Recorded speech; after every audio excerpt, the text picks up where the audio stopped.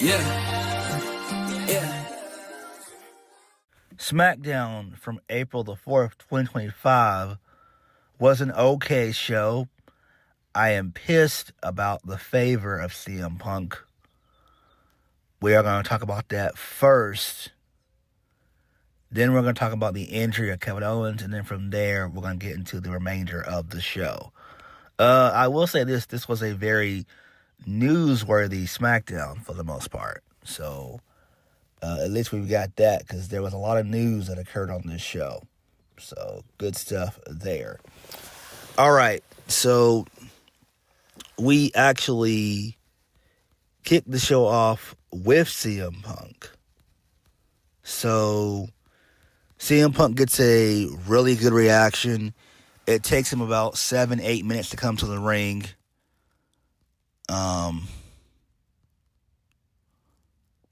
So, Chicago sings CM Punk's praises. CM Punk says he doesn't know where to begin, but they told him that the best television audiences are overseas. Punk says, but he knew they were coming to Chicago, and gets a massive ovation from the crowd. He gets that ovation from the crowd. Punk then grabs the camera from the cameraman, and he begins shooting the crowd. So a massive CM Punk chant breaks out.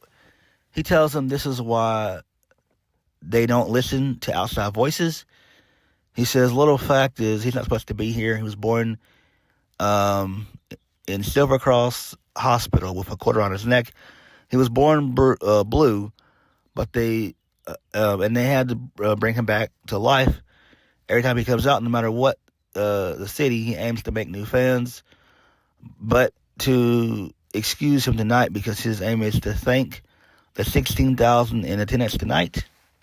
Punk says that when they tell him he's not supposed to be here, he asks who's gonna get him to leave. He says nothing's changed, but in the main event of WrestleMania. So a loud "you deserve it" chant breaks out from the crowd. Punk says, asks if he deserves it. He says that he's earned it. He studied in the backyards of Chicago. He trained and signed a contract with WWE, and they said he wasn't supposed to be here. To him, that's when the hard work began, and he appreciates people congratulating him. He says now the hard work begins. He's a product of Chicago. He has to thank everyone and his wife, April. AJ Lee chant breaks out, which is pretty cool. He smiles, and he goes on to thank his big dog, Larry. So a Larry chant breaks out. Punk says there are too many people to thank, and he would not be who he is or where he is without this city.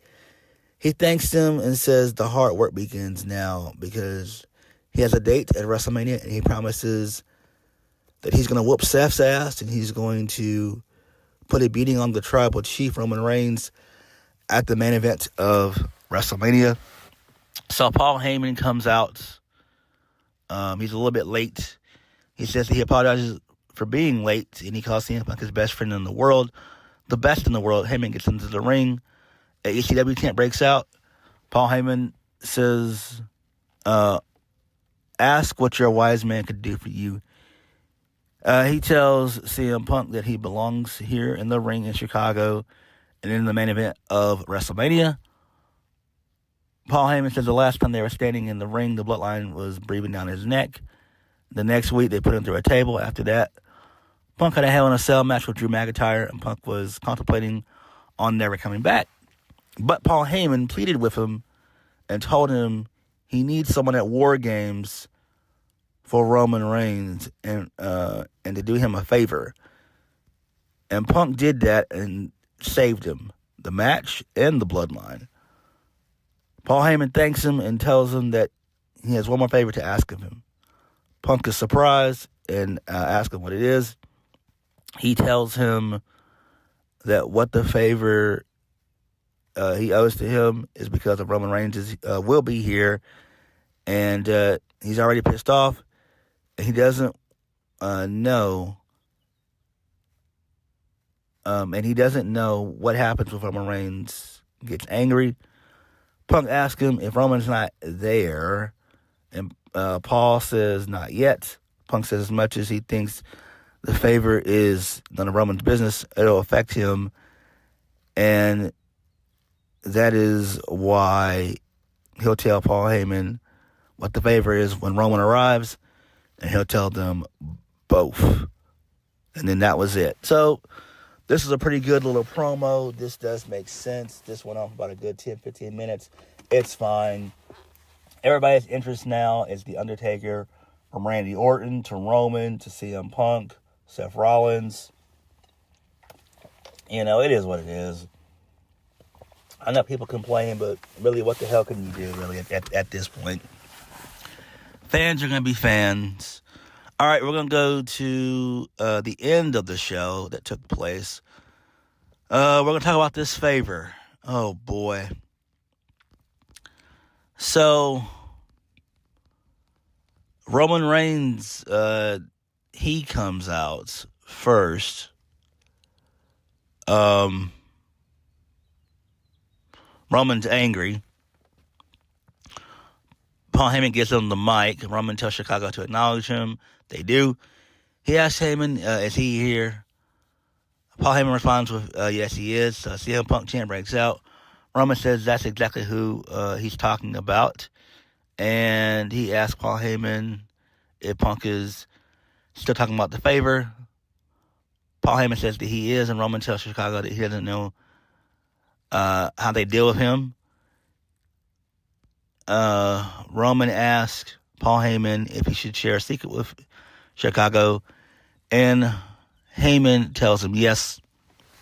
Roman says that CM Punk would not be back if it wasn't for him. He would not be in the main event of WrestleMania if it wasn't for him. And he gets it. They're good people. He's from the same city as them. They have to like him. They mean well, but they're not that smart. Roman says that if Punk has wrestled everyone, but he's never been in that main event of WrestleMania, not until he was introduced to the Tribal Chief. So Roman then looks at the camera and tells CM Punk, you hear the fans chanting for OTC in his own city. He asks Punk to come out and tell him what the favor is. So Seth comes out, as per usual. The fans sing his song. Seth introduces himself, and he tells Roman that he would not miss this one for the world. He says he doesn't know what the favor is, but the reality is he has the feeling that the reality will knock Roman's socks off. Unlike everyone, Roman does not live in the real world, but every time Roman steps outside of his little universe, it really reality bites him in the ass. Seth tells Roman that he doesn't want to do a little history lesson. Example A, heist of the century. Example B, the main event of WrestleMania last year. He tells Roman the reality is that Roman underestimates CM Punk. Underestimates CM Punk. He thinks he's above Punk. That if he ignores him, he'll go away. But he tried that, and it doesn't work. CM Punk is in the main event of WrestleMania, and that's a reality he has to live with. He could have stopped it at War Games, but he didn't. He could have stopped it at the Garden, but he didn't. Seth tells Roman that he's in a much better place this week than he was last week, and reality gives you two options. Either you suffer and get left behind, or you adapt and you control reality. Damn, I love that line right there. That's an awesome line right there. And that's 10,000% true. You either take life by the horns and run with it, or you get swallowed up by it. So, love that. Really good line there. Good shit by Seth right there. Continuing on, Roman tells Seth the reality is Seth's untrustworthy. He can say the word loyalty, but Seth has no clue what that means. So CM Punk stands there because Roman made a promise to the wise men, and he keeps his word. And the reality is, he didn't call Seth out here. He called out CM Punk. So the fans sing Roman Reigns. Seth tells Roman that he's out here to hear from CM Punk.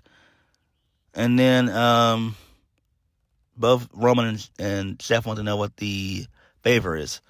So CM Punk finally shows up. CM Punk says the favor. What's the favor? CM Punk says this is about friendship, about legacy, about promises made and promises kept. This is about loyalty. Punk says this goes back to Louisville, Kentucky, when they told Heyman that he does not belong and to fire him. But Heyman says no. He tells Roman that his wise man is wise beyond his years. He says Paul Heyman spoke about it years ago on Raw, on Big Show's bus. Himself, Heyman, Big Show, and RVD spoke about themselves. And Punk says they were going to fire him. And he told Heyman not to leave. And Paul Heyman told him that he would be fine. And that when Punk main event WrestleMania, to force them to deal with us, Punk tells Roman that they're not here anymore.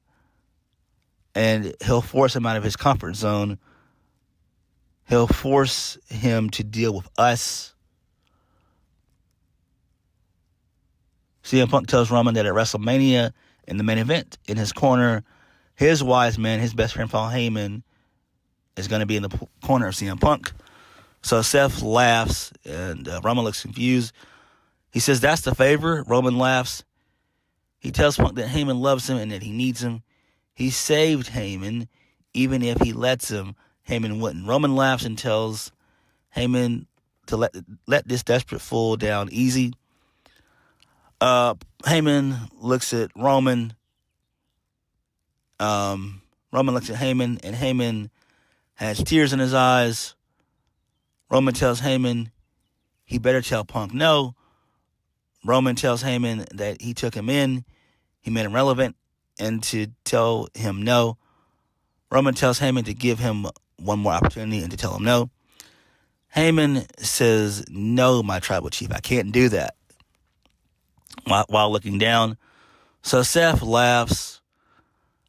Roman is about to grab Paul by the neck, and then CM Punk attacks Roman from behind, and he hits him with the GTS. And then him and Seth Rollins, they stare each other down, and Paul Heyman yells no from the ring apron, and then that was it. This was dumb. This is dumb as fuck. So why would this mean anything? Who cares that CM Punk is friends with Paul Heyman and Paul Heyman is going to be in the corner of CM Punk? That means nothing. I thought this favor was going to be, hey, look, I'm going to get CM Punk a future shot at the WWE Championship. Isn't that what the favor was about, and not Paul Heyman being in the corner of CM Punk? We've known that Paul Heyman's been friends with CM Punk, Roman Reigns, and Brock Lesnar, and when Ryback was there, he was a Ryback guy. So it's not really that important. This is dumb. What the fuck are they fighting for at WrestleMania? What are they fighting for? This was not good. This was a waste of time, and I get it. I really do, but this is not it. This is not it. The favor should have been, hey, look, this match is going to be a number one contenders match. Like, Seth Rollins didn't even need to even be out there. Like, this is something that Roman and CM Punk can handle by themselves. Seth does not need to be in this predicament. He's always the bridesmaid, never the bride, basically, that being Seth Rollins. So, it is what it is, man. Alright, moving on. So, we are going to go into Kevin Owens and him being injured. So,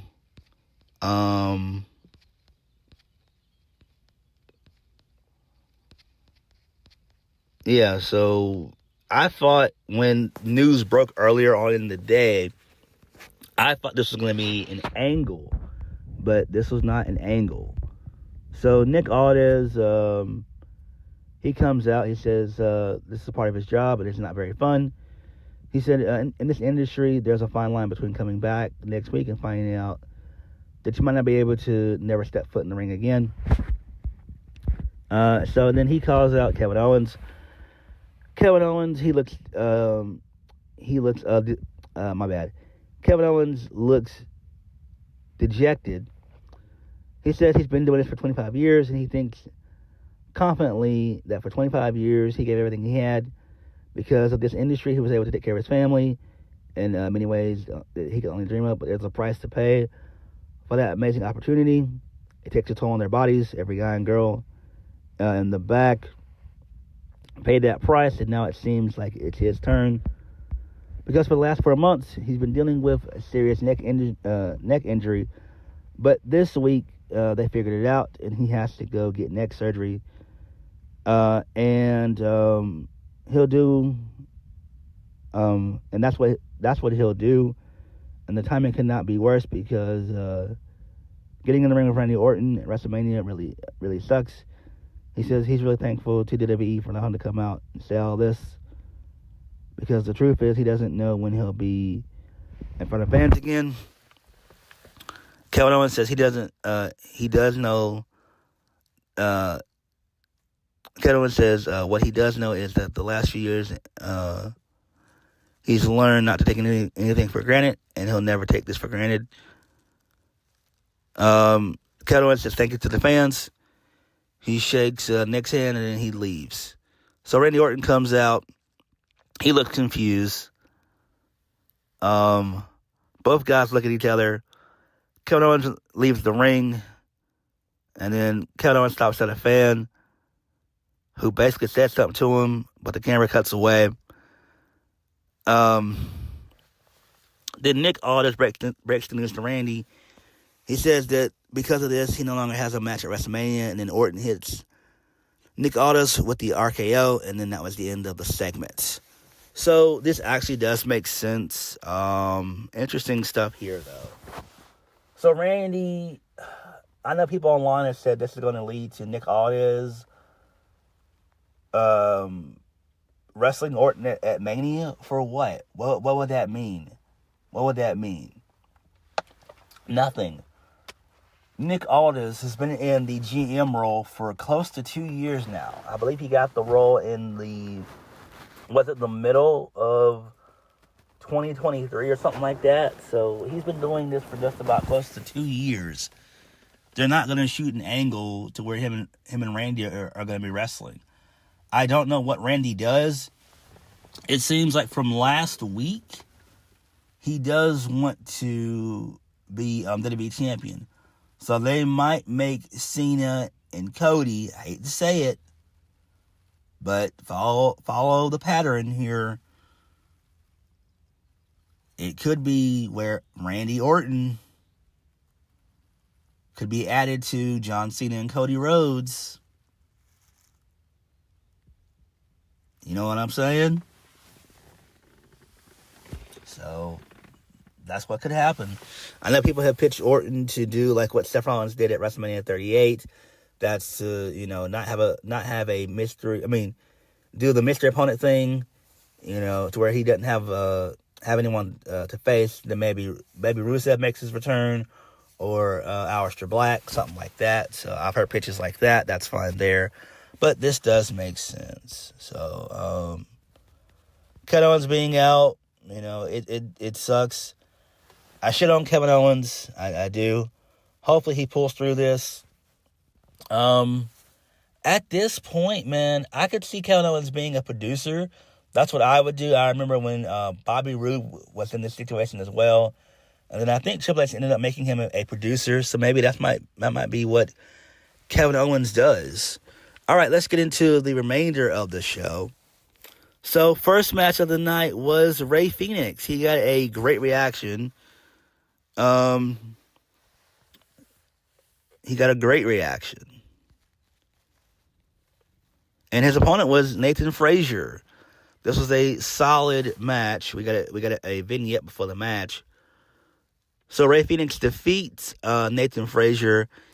He hit basically a fire driver, which is like a reverse tombstone or whatever. I thought that was a finish, but it was not. And then Rey Fenix wins the match via the Mexican Muscle Buster, which is great. Excellent shit there. So Byron Saxton gets into the ring. Post-match, he interviews Rey Fenix. Rey speaks in Spanish, thanking Chicago. He says he has a lot of history in Chicago with everyone. Tonight is not the debut of Rey Fenix. Tonight is so much more. Tonight, he's rewarded with love, passion, and with rage. He waited his whole life to say this. I am WWE Animal. Nice. Love this shit. Great stuff. Great stuff.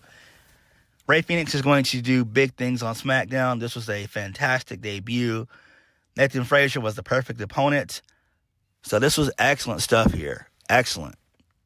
And it seems like for Axiom, they're going to have a push on the main roster when they show up. So that's great. So this leads us into Legado de Fantasma. They're backstage. Santos Escobar tells him that this is a great debut. This is the kind of performance he expects from Angel and Humberto. They look at him in disagreement. Escobar tells him he likes their fire, and he says that he'll speak with Nick Aldis to have a match. It's going to be Rey Fenix versus Humberto Carrillo. So that should bang. That should kick major ass. All right, moving on. So we get a video of Drew McIntyre. It airs. He's wearing an eye patch, talking about Damian Priest. And no one cares about him unless he's feeding off Drew's scraps. Drew asked Damian to explain to him why he's wrong and to fight him like a man. But Damian Priest did what he always does. He attacked like a vulture. He put him through a windshield. He can live through his back hurting, flying across the Atlantic. He says he needs to pray, and when Drew prays, bad things happen. Okay, cool stuff there. Moving on. So, Byron Saxton's backstage with Braun Strowman. Strowman said he's had enough of Jacob Fatu getting involved in his business tonight. He'll keep him down and go to WrestleMania and complete his Grand Slam. So Sikoa and Tama Tonga, they show up. LA Knight shows up, who tells Braun not to waste his time with Solo, and Braun to keep his eyes on the prize. Solo tells him he has a lot of balls to come and speak to him like that. Tama Tonga tells LA Knight he should be worried about him tonight, and LA Knight tells him he'll make a lot of noise tonight because he'll be stomping him out. So this leads us into LA Knight defeating Tama Tonga. He wins via the BFT. All right, cool stuff there. Moving on. This leads us into Paul Heyman. He's in the arena entrance, so Byron Saxton shows up. Paul Heyman begins to speak, but Byron stops. My bad. He begins to speak to Byron, but he stops. He grabs the camera and says no matter what the favor is, his answer is yes. As he's speaking, a car shows up. He tells CM Punk, ask anything you want, the answer is yes. Paul Heyman yells, my tribal chief, you've arrived. But it's actually Seth Rollins. Seth tells Paul Heyman to cheer up. He probably was expecting the other Shield guy. Seth tells Paul he looks awful. Seth says he had a great week once he got away from this CM Punk stuff. He was able to gain some perspective and formulate a plan. Seth tells Paul Heyman this favorite thing. He really dug himself into a hole, but it affects him too. And when Roman does arrive, to let him know, because he wants to be present to hear what the favor is too. All right, that's fine. Okay, moving on. Charlotte Flair and Tiffany Stratton, they have a little face-off, basically, a little interview. And basically, Charlotte couldn't get anything out because the Chicago crowd ripped her to fucking shreds.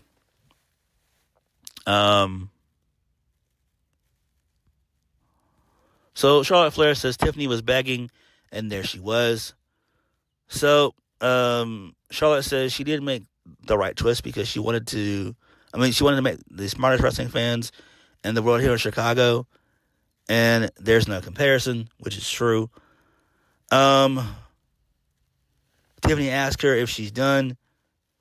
She tells Charlotte Flair that her biggest competitor has always been the fans, and no matter what, that's a battle that Charlotte Flair will never win, which is correct. She likes to pretend like nothing bothers her, but she goes on crying to some boohoo talk show, and she can break all the records she wants, but when it's all said and done, she'll come second to her father, Ric Flair, at WrestleMania, and she'll come second to her. So the fans rip Charlotte to shreds because she's trying to speak. Tiffany says that's power. She tells Tiffany Stratton she just repeated herself what her opponents of the last 10 years have said.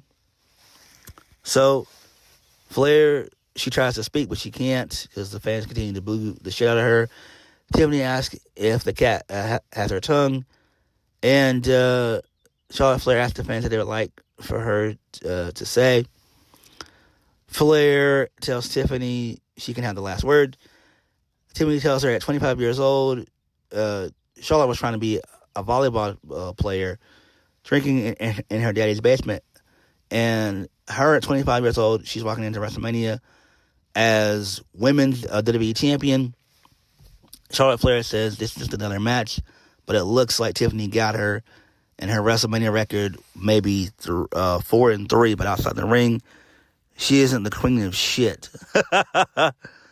Tiffany calls her a Nepo baby. Charlotte Flair says she's a Nepo queen. Tiffany tells her when she beats her at WrestleMania, she'll be just like she's outside of the ring alone. Charlotte Flair's record is 0-3, and that was it. And then Charlotte tries to retort by saying, if that's why Kaiser's in her DMs, and then Tiffany just leaves. So that was funny there. So good stuff there. Excellent stuff. I like this. This shows that Charlotte Flair is not good. Her biggest critics have always been the fans. So, yeah.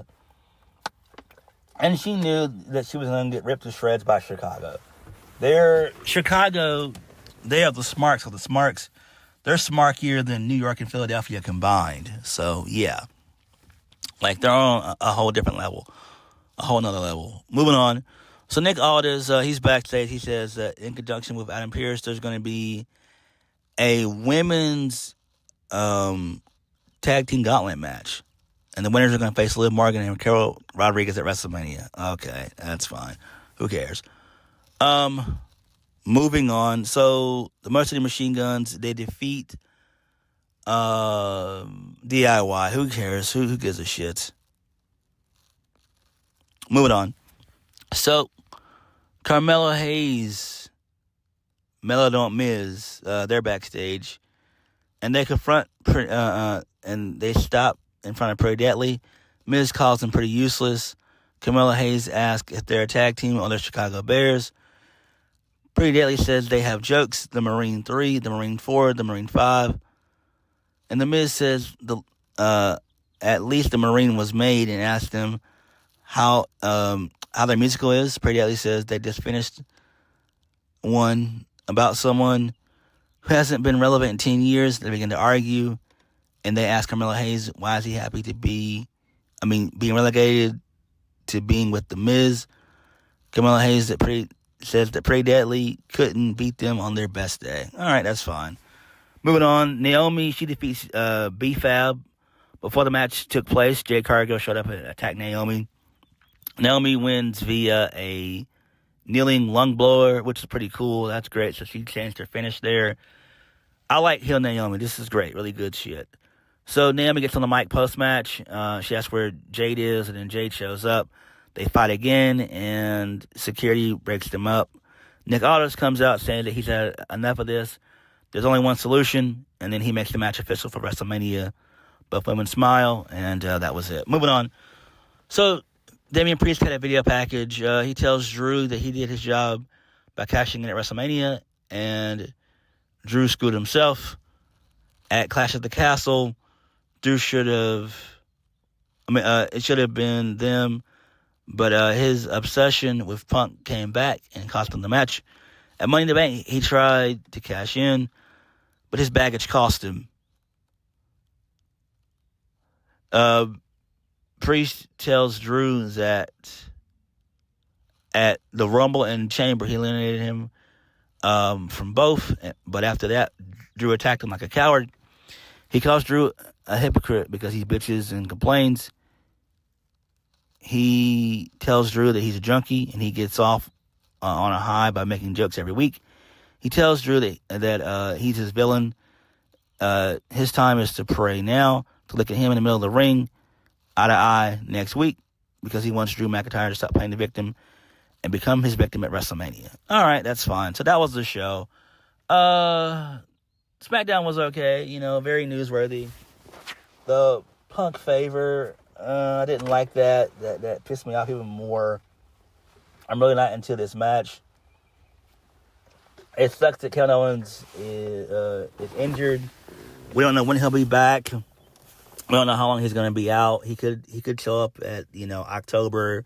He could show up in October or November. So we might not see Kevin Owens until maybe like Survivor Series, maybe. So that's in 7 months. So we don't know. We might not even see Kevin Owens until next year. We don't know how severe the neck injury is. So yeah, everything else on the show was mid. So it is what it is. But what did you guys think of SmackDown? Like, comment, subscribe. Peace.